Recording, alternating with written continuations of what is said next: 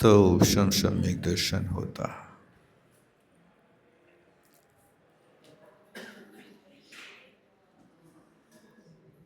ये लब्धियां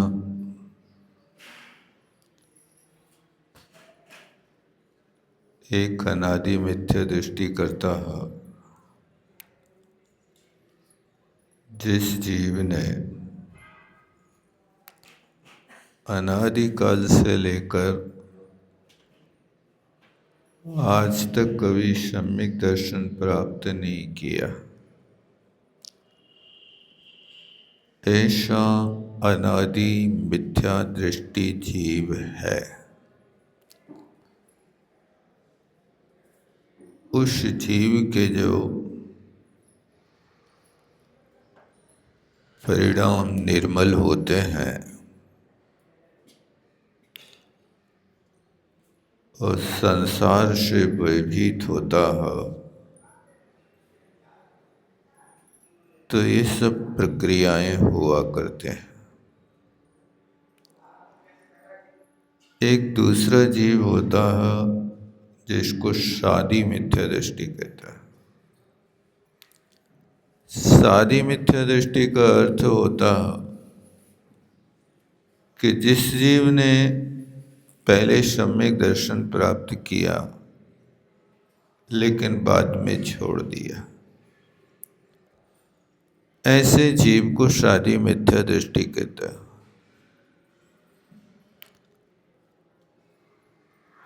तो शादी मिथ्या दृष्टि भी जब अनादि मिथ्या दृष्टि जैसा 26 प्रकृति की सत्ता बना लेता है, सम्यक मिथ्या तो सम्यक प्रकृति की उद्वेलना कर देता है, तब फिर उसके पास पुनः उपशम सम्यक दर्शन प्राप्त करने की योग्यता होती है। यदि वो शादी मिथ्या दृष्टि जीव सम्यक मिथ्या तो सम्यक प्रकृति की सत्ता को विपूर्ण उद्वेलित नहीं कर पाया, तो ऐसा जीव क्षयोपशम सम्यक दर्शन तो प्राप्त कर सकता है, सम्यक मिथ्यात्व के परिणाम को प्राप्त हो सकता है,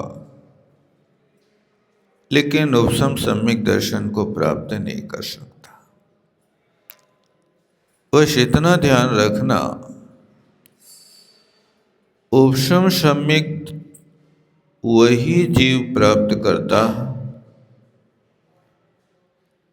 जिस जीव के पास 26 प्रकृति की सत्ता हो।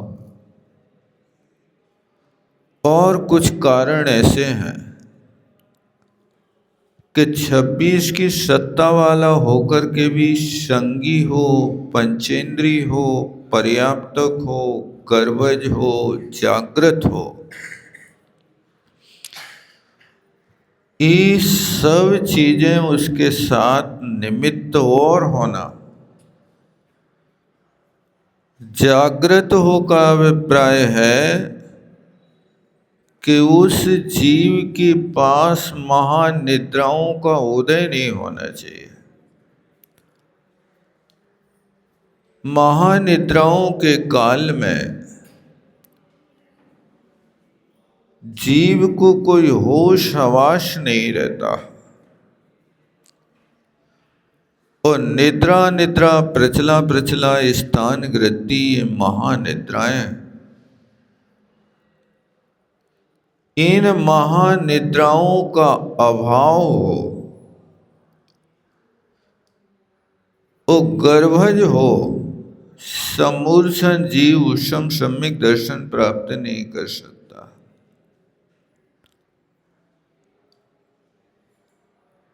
संगी हो और पर्याप्तक हो, अपर्याप्तकों को भी सम्यक दर्शन प्राप्त नहीं होता। इस तरह से ये सारे के सारे बाह्य कारण मिलकर के अंतरंग कारणों की पूर्ति होती है, तब जाकर के सम्यक दर्शन के निकट होता है। बहुत कठिन मामला है, उपशम सम्यक दर्शन को प्राप्त करने में जितना काल लगता है, उपशम सम्यक दर्शन उसके बहुत कम काल तक ठहरता है। उपशम सम्यक दर्शन का काल अंतर मुहूर्त है, लेकिन 5 लब्धियों को प्राप्त करने के लिए एक एक लब्धि के लिए कम से कम अंतर मुहूर्त का काल चाहिए। यानी जितना समय उसको वहाँ से वहाँ तक आने में लग जाता है, उससे कम काल वहाँ ठहरता है और फिर या तो क्षय उपशम सम्यक दृष्टि बन जाता है या फिर मिथ्या दृष्टि बन जाता है। ये इसकी विशेषता है। लेकिन ये एक अंतर मुहूर्त के लिए भी यदि दर्शन दे जाए उपशम सम्यक दर्शन, तो अनंत संसार का छेद होकर के उसका संसार चुल्लू के बराबर रह जाता है। वो अंतर मुहूर्त का भी इतना प्रतापी प्रभाव होता है कि जिसके कारण जीव अनंत संसार का छेद कर देता है। पता चल जाता है कि ये भव्य है कि अभव्य है। अभव्य को कभी वो उपशम सम्यक दर्शन का दर्शन नहीं होता है। इस तरह से यहाँ ये 5 लब्धियों पूर्वक उपशम सम्यक दर्शन की प्राप्ति का कथन किया। जो सामने वाले शंकाकार की शंका थी कि जैसे मिथ्यात् प्रकृति जीव को मिथ्या दृष्टि बनाती है, इसी तरह सम्यक प्रकृति भी जीव को सम्यक दृष्टि बनाती है। उस बात का यहाँ पर बहुत अच्छी तरह से स्पष्टीकरण किया कि सम्यक प्रकृति सम्यक दृष्टि नहीं बनाती है, मूलतः तो उपशम सम्यक दर्शन सम्यक दृष्टि बनाता है। तो फिर उपशम सम्यक दर्शन के काल पूर्ण होने पर वो वहाँ क्षय उपशम सम्यक दृष्टि बन जाता है। तो उस क्षय उपशम सम्यक दर्शन के साथ में देखा जाए तो ये प्रकृति रहती है, लेकिन सम्यक दर्शन को कोई बाधा उत्पन्न नहीं करती है।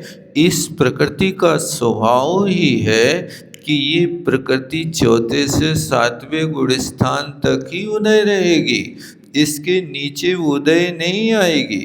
नीचे यदि जीव चौथे गुण स्थान से नीचे आ जाए तो वो वहाँ या तो उदयाभावी क्षय में अथवा नीचे मिथ्यात् गुण स्थान में आया तो उद्बेलना तो स्वीकार कर लेता है, लेकिन नीचे के गुण स्थानों में कभी उसका उदय नहीं होता।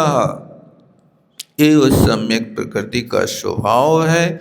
इसका स्वभाव हमेशा सम्यक दृष्टियों की संगति में रहना ही है, अन्यथा ये उदय नहीं हो सकती है। इस बात को यहाँ स्पष्ट किया।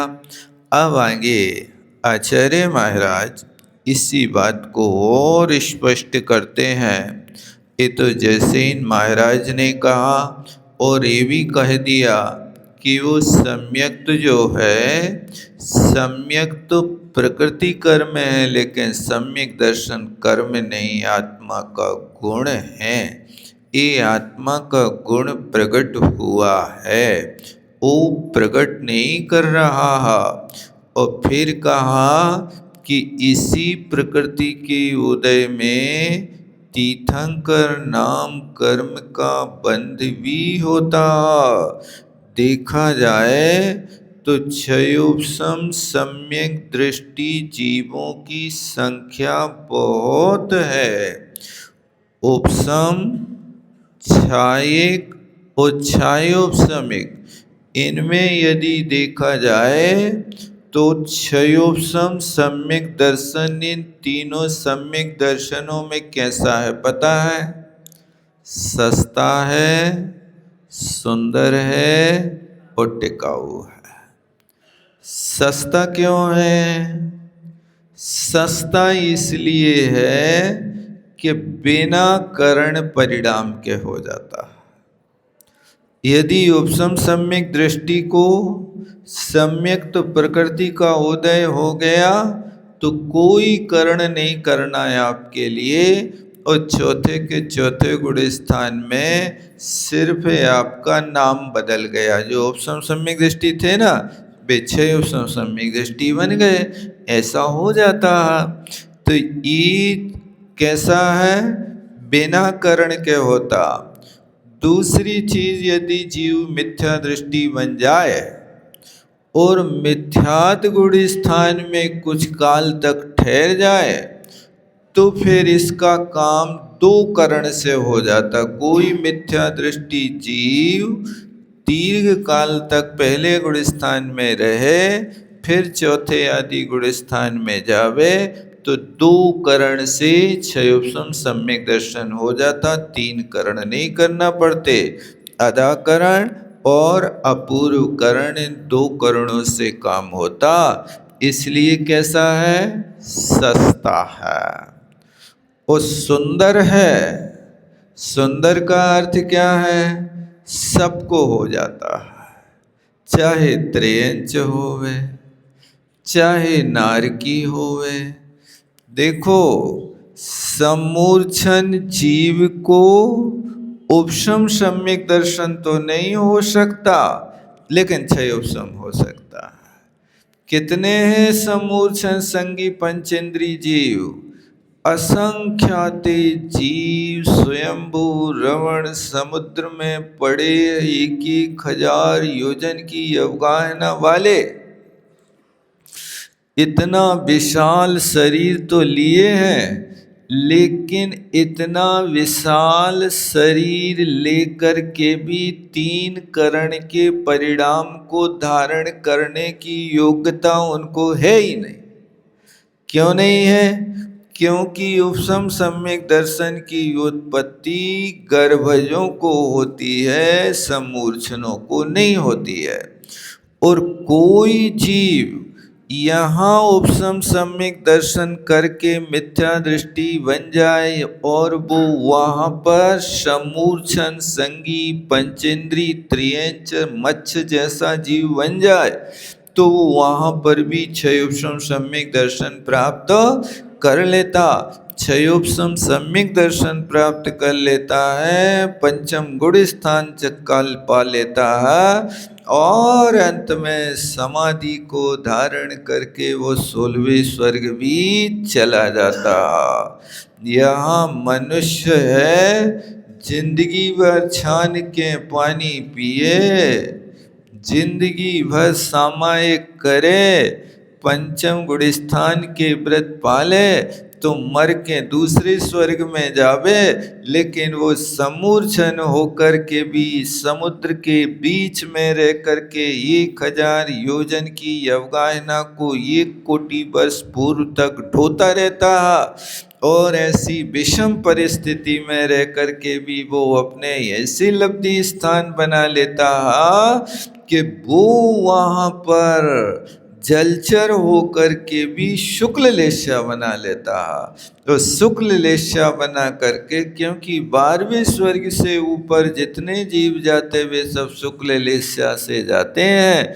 शुक्ल लेस्या के बिना ऊपर 12वें स्वर्ग के ऊपर गमन नहीं होता। और दूसरे स्वर्ग से आगे जाने के लिए पद्मलेस्या की जरूरत है, और चारों निकायों में जाने के लिए पीतलेस्या की जरूरत है, और नरक जाने के लिए 3 अशुभ लेस्याओं की जरूरत है।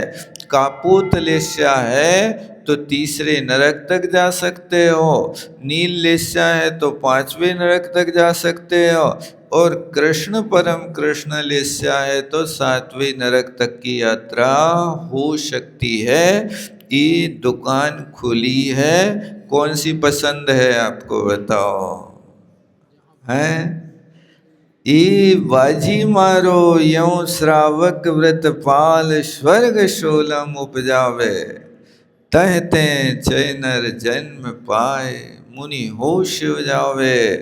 वो वहाँ जलचर जीव रह कर के पंचम गुण स्थान, 12 व्रतों का पालन, शुक्ल लेस्या और शल्लेखना करके 16वें स्वर्ग की सीटों को पूरी करता है भैया। और मनुष्यों से ज़्यादा स्वर्गों की सीटें त्रियंच करते हैं। मनुष्य तो कितने से हैं? मुट्ठी भर हैं। 29 अंक प्रमाण हैं। 29 अंक प्रमाण मनुष्य सारे के सारे स्वर्ग जाना नहीं है, ये तो सब यहीं रहना है। वहाँ स्वर्गों की सीटें तो ये पूरी करते हैं। जो स्वयंभू रवण जैसे समुद्र में रहने वाले जीव ऐसी बाजी मार लेते हैं।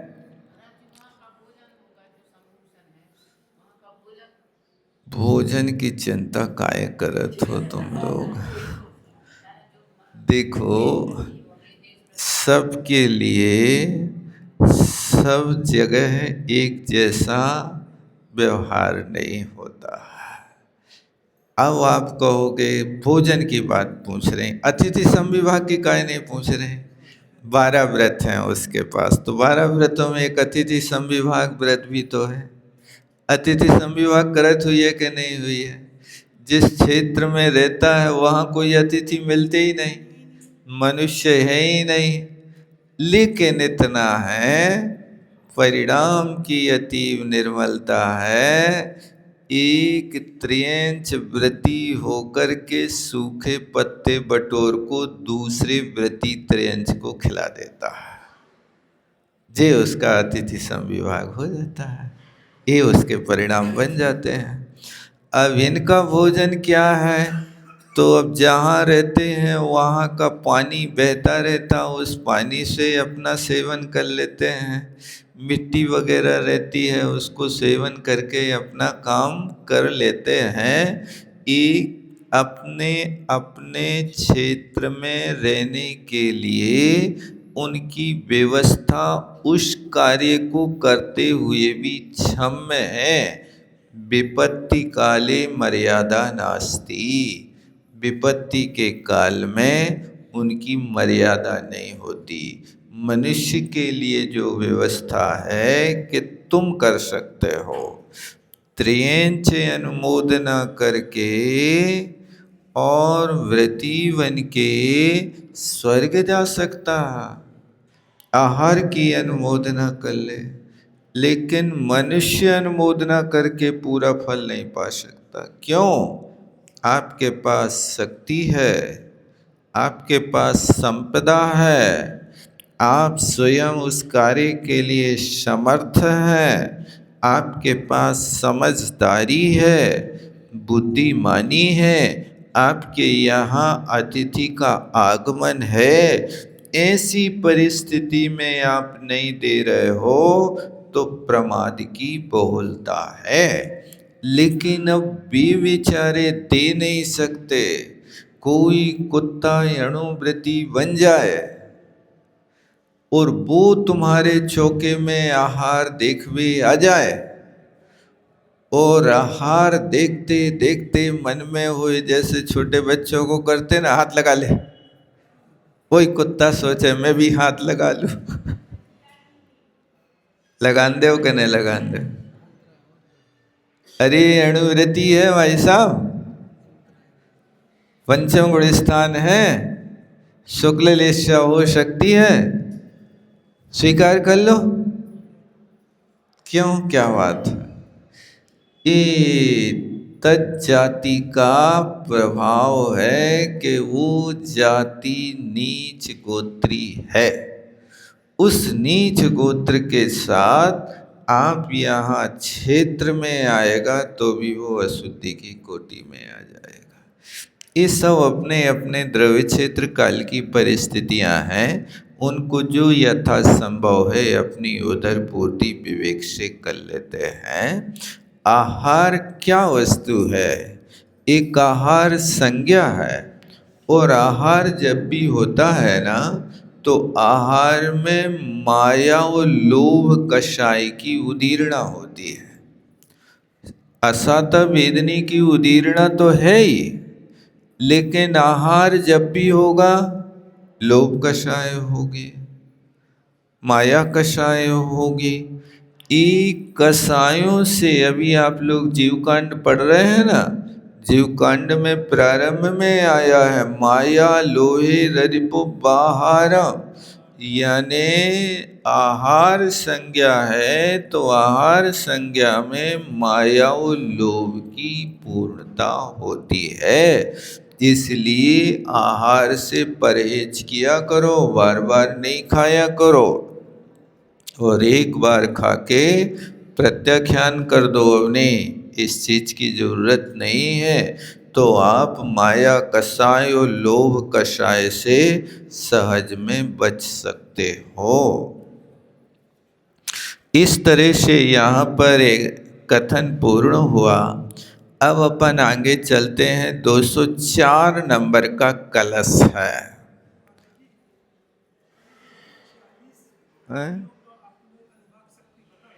क्या?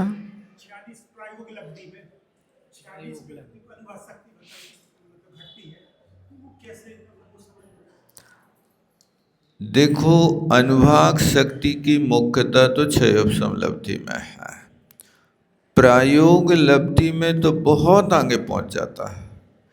प्रायोग लब्धि चौथी लब्धि है, वहाँ पर इतने विशुद्ध परिणाम होते हैं। जब उसने गुरु की देशना को पा लिया ना,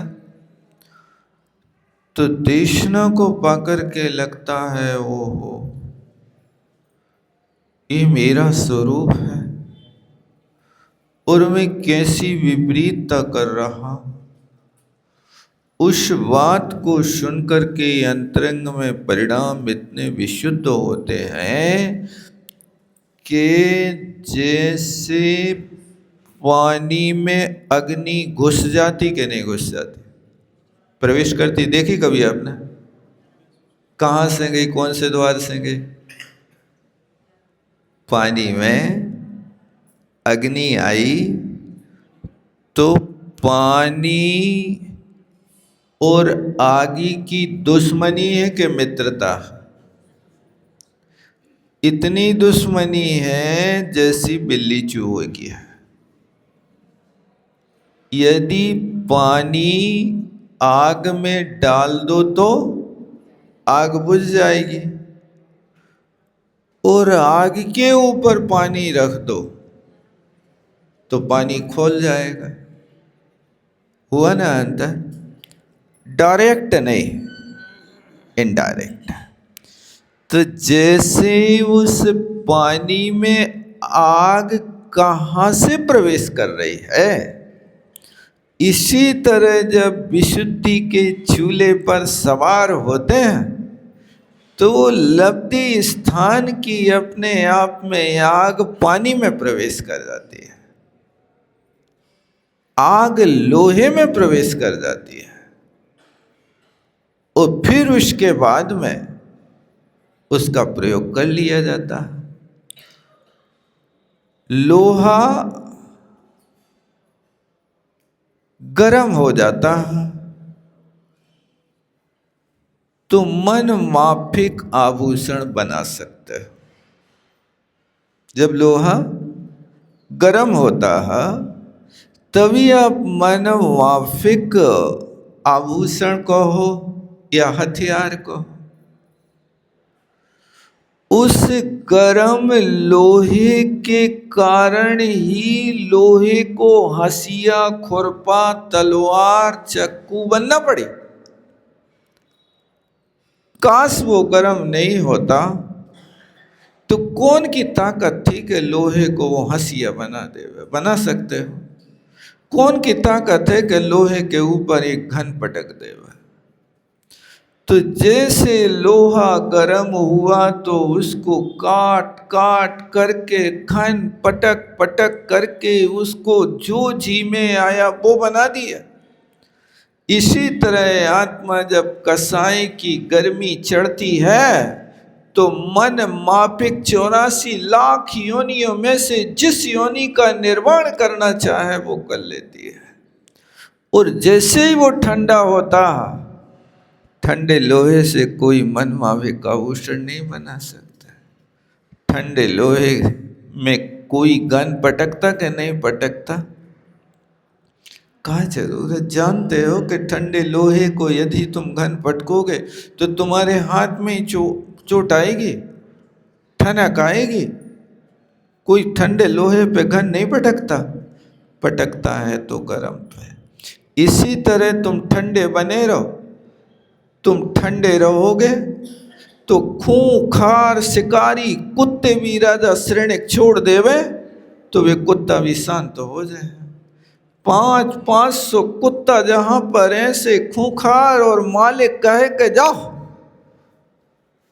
इनके साथ युद्ध करके आओ, और भी महाराज बिल्कुल अपनी आंख बंद करें बैठे रहे और भी कुत्ता वहां से छोड़े और ऐसे शांत हो जाए, ऐसे शांत हो जाए जैसे एकलव्य ने उनके मुख में, भौंकते कुत्ते के मुख में बाण भर दे थे। तो एकलव्य ने तो बाण भर के उनके लाने मुख बंद किया था।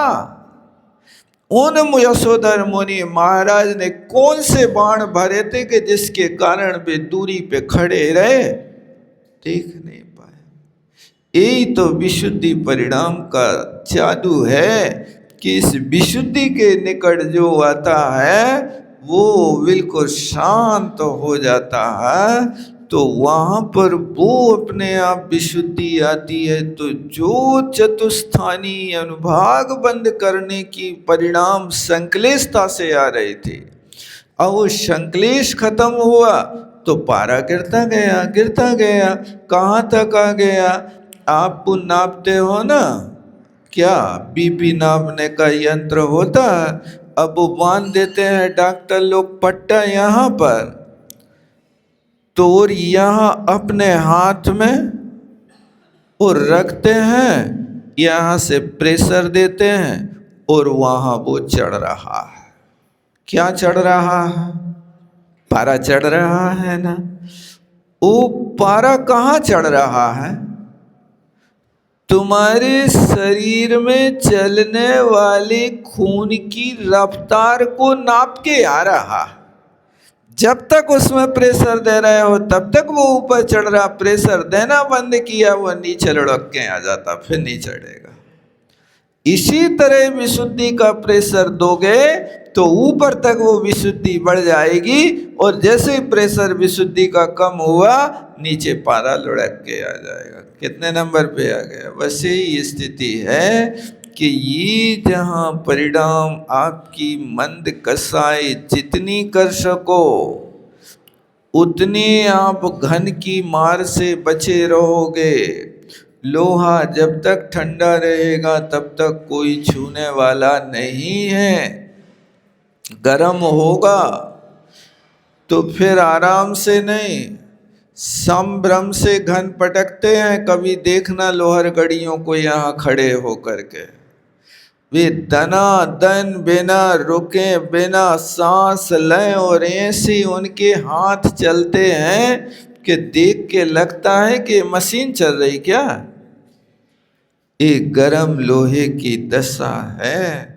इसी तरह सोचो कि हम भी गर्म होंगे तो ये दशा होगी कि कहाँ के आभूषण बनना है। 41 जीव पद हैं कर्म के बंध के लिए। उन 41 जीव पदों में कौन सा पद तुम्हें पसंद है?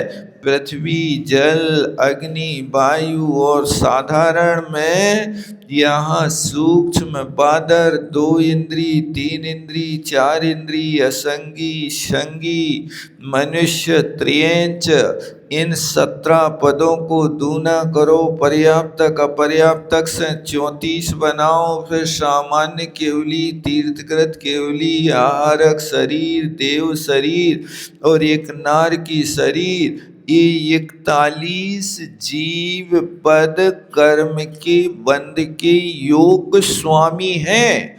अब ये 41 प्रकार के जीव कौन सी प्रकृति, कितने प्रकृति की मात्रा में और कितने अनुभाग में बांधती है, उसके ऊपर विचार कर लो आप।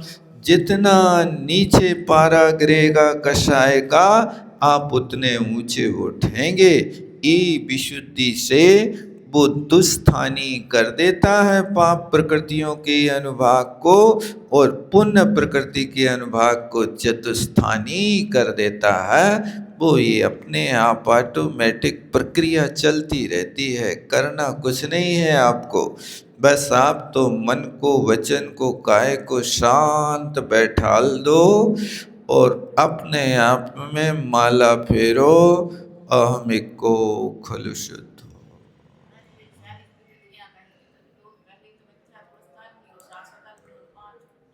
क्या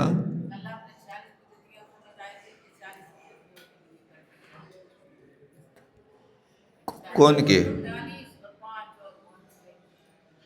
46 प्रकृतियों का बंधाव शरण करता है, तो उन 46 प्रकृतियों में 36 प्रकृति तो नाम कर्म की हैं।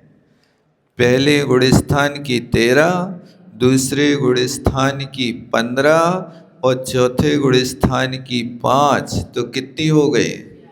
33। और छठे गुणस्थान की 3। ऐसी 36 प्रकृति तो नाम कर्म की करता है।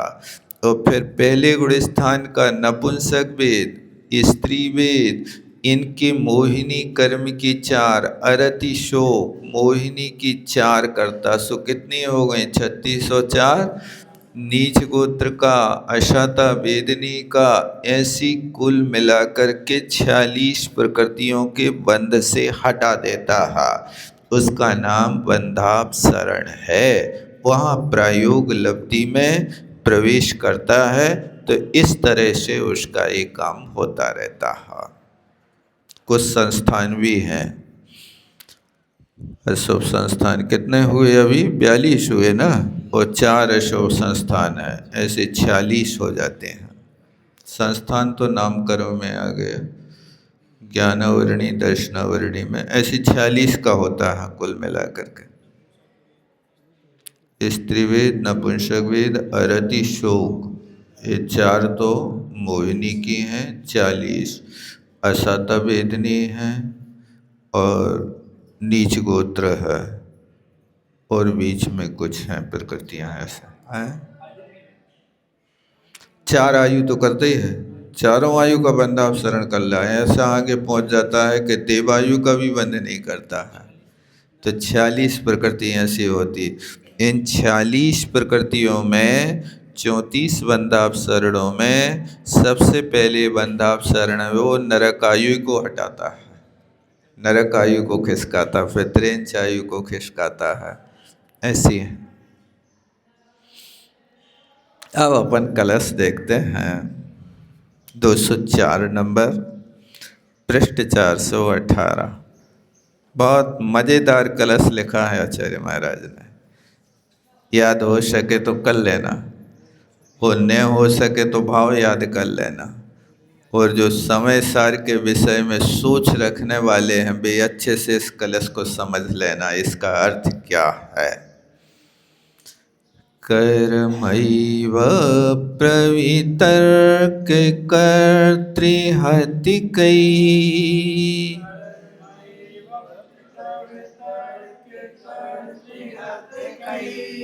क्षिप्त्वात्मना कर्तृताम्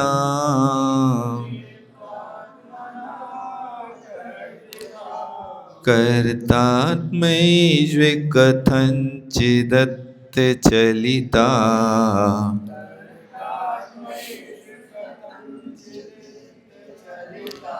कैश्चित् श्रुति कोपिता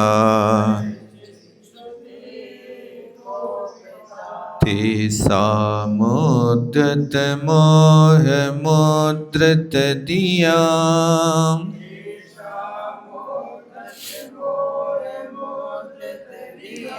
बोधस्य संशुद्धये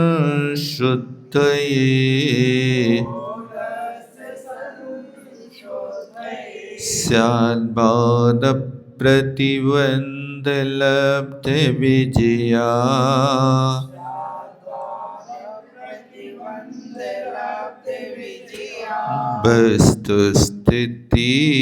वस्तुस्थितिस्तूयते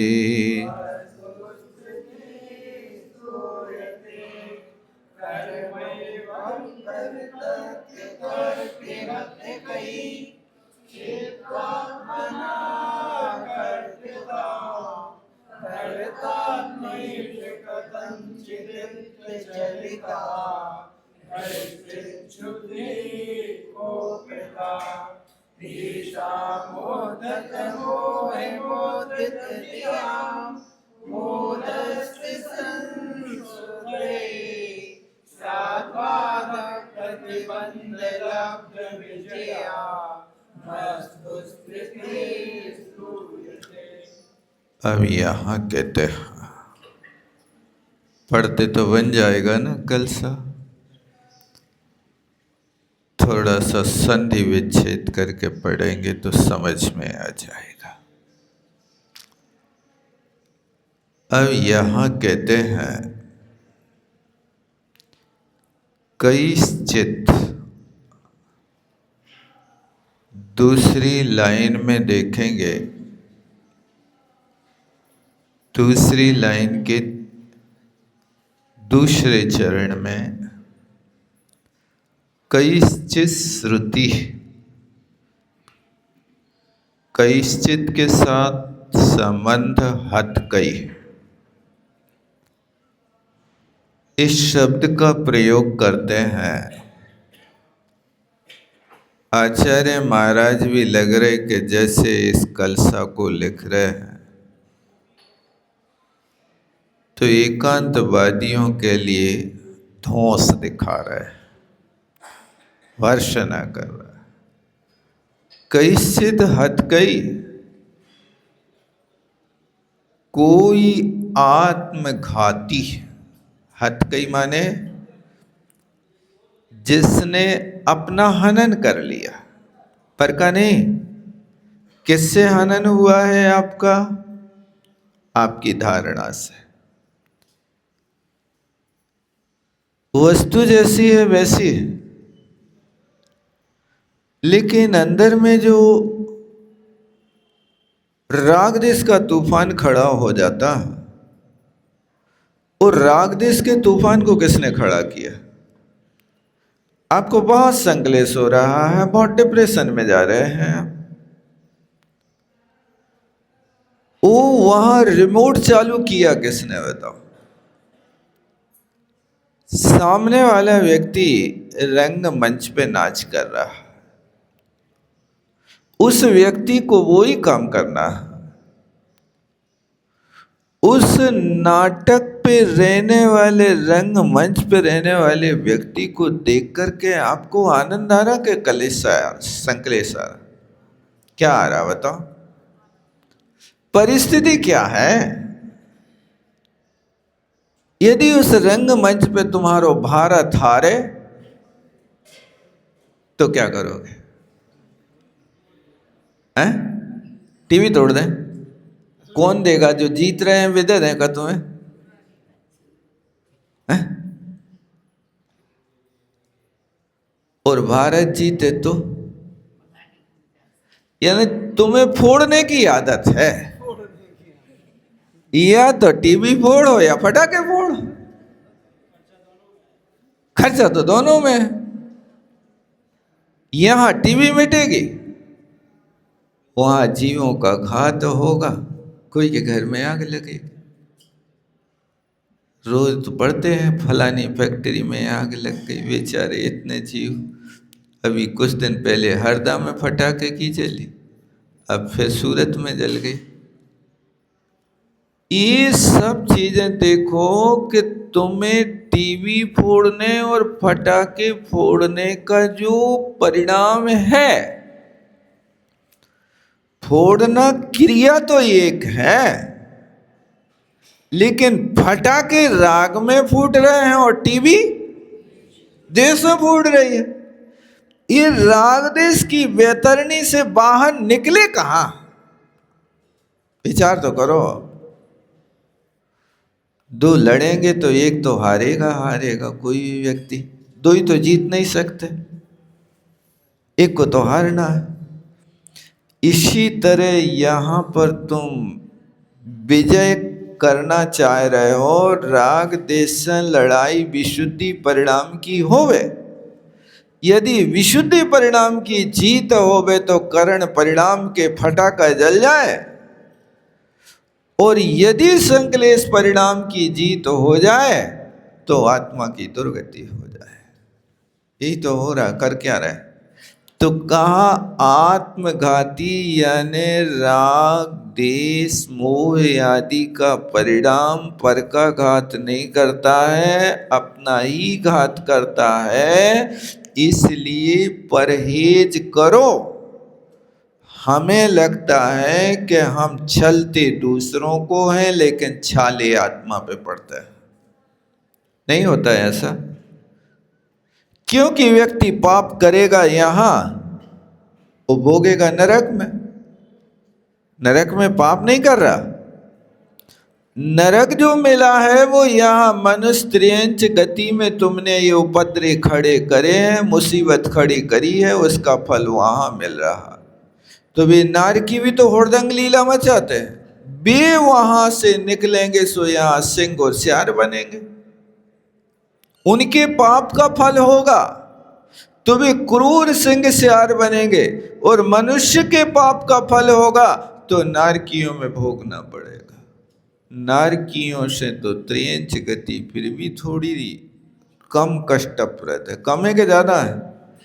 कम से कम यहाँ कुत्ता को एक रोटी का गिलास तो मिल जात, बड़े ही 10-20 घर में अपमान पाए, लेकिन नारकी को तो इतनी भूख लगे कि 3 लोग को नाच खा जाए, वो 33 सागर तक ही एक रोटी का टुकड़ा नहीं मिले।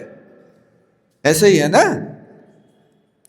यहाँ कुत्ता है तो कुत्ता को तो एक टुकड़ा कोई ना कोई दयालु व्यक्ति दे देता है। सुबह से शाम तक द्वारे द्वारे 10 लट्ठ खाएगा तो 10 गिलास भी कहीं मिल ही जाएंगे उसको।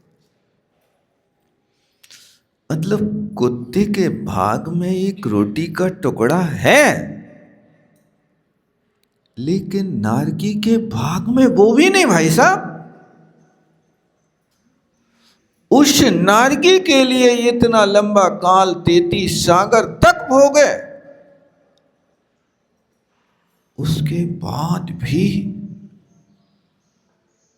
कहीं से भी जुगाड़ नहीं कि कोई देवता लोग जाकर के और अपने विमान में से एक आध पैकेट टपका देवे कोई फास्ट फूड का, कुरकुरे का।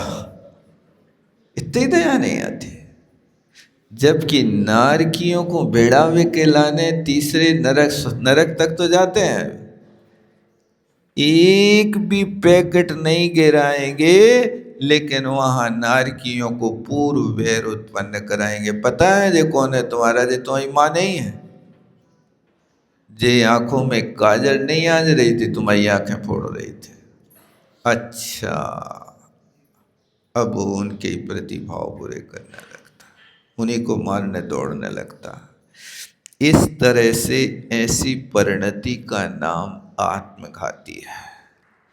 आप जितनी भी कषाय कर रहे हैं, आत्मघात कर रहे कि पर का घात कर रहे हैं?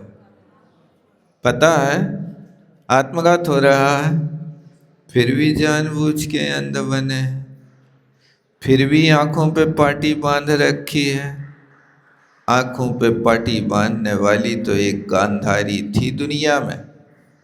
तुम तो आंखें खोल के रखो कि कम से कम इस राग देश की बेतरनी से जितने निकलने की कोशिश कर सको उतना कर सको। आचार्य महाराज उस व्यक्ति को कह रहे हतकई। हतकई माने हतक, दुष्ट, आत्मघाती, आत्मपंसन, आत्म लुटेरा। हट, क्या कर रहा है? तो कहते कई, ये दूरान्वय है। देखो, हतकई और कैश्चित को एक साथ लगाना है, ये तृतीया दोनों करता है। तो कहते हैं कर्म येव कर्ता प्रवितर्क। भी कहते हैं कि कर्म को ही कर्ता कहते हैं, यानी कर्ता विचार कर, आत्मा को कर्ता नहीं मान रहे, कर्म को ही कर्ता मान रहे हैं। मेरा इसमें कोई दोष नहीं है। मुझे नींद आ रही है, ये तो दर्शनावरणीय कर्म का उदय। आत्मा क्या है? आत्मा तो वहीं बिल्कुल शुद्ध बुद्ध निरंजन बैठी चित चमत्कार आनंद सुख भोग रही, भोग रही, भोग रही। सही तो बताओ। यानी यहां तुम सोते रहो, उस सोवे को दोष उस दर्शनावरणी प्रकृति पे डाल दो और आत्मा का कुछ बिगाड़ नहीं हो रहा। अरे तुम सोते समय ऐसा कह रहे हैं आनंद आ गया, माने सोते समय भी सिद्धों जैसा सुख भोग रहे हो। तो मैं पूछता हूं कि दर्शनावरणी सर्वघाती प्रकृति पुण्य प्रकृति है कि पाप प्रकृति है? आप सो रहे हो तो पाप कर रहे हैं कि पुण्य कर रहे हैं? पाप है ना, पता है ना। और आनंद लूट रहे हो, आनंद आ गया, परमानंद, ऐसा लोग चल रहा था। अरे भैया, पाप प्रकृति के उदय में परमानंद का अनुभव तो तब होवे। मैं आपसे पूछता हूं कि जैसे उस वेश्या ने लोभ पाप का बाप बताया था, तो एक हाथ से तो 500 नोटों की वो बशनी पकड़ा रही है और दूसरे हाथ से हाथ ढीला करके चटाक गाल पे चाटा मार दिया। अब मैं पूछता हूं कि उस व्यक्ति के लिए 500 के नोटों का अनुभव हुआ होगा कि चाटा का अनुभव हुआ होगा? आपको कोई मुख में रसगुल्ला रखे और दूसरे हाथ से चाटा मारे तो रसगुल्ला की मिठास है कि चाटा की खटास है? बस इतना ही जानता।